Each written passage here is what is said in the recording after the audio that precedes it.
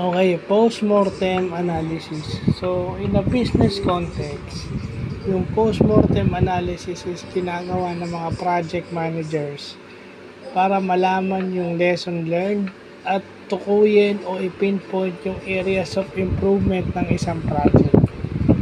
So, tapos na yung project, titingnan yung mga natutunan, yung mga naging aberya, at if ever gagawa sila ng project, ano yung i-improve nila as a team, at yung improve nila sa paggawa ng project individually. So, kumbaga hindi natatapos na basta ma-deliver mo lang. Kailangan ka rin magkaroon ng post-mortem analysis. Kasi yung post-mortem analysis, yan yung ginagawa sa mga kadaver. Diba yung sa mga namamatay, yung pag ino-autopsy, ganyan yan, post-mortem. Kasi yung post-mortem, after mamatay ng tao. Pero yung post-mortem sa business, yun yung pag-aaralan natin. Ay, napaka-importanting component ko nga, naalala ko, gagawa rin pala ako. So, yun lang pa.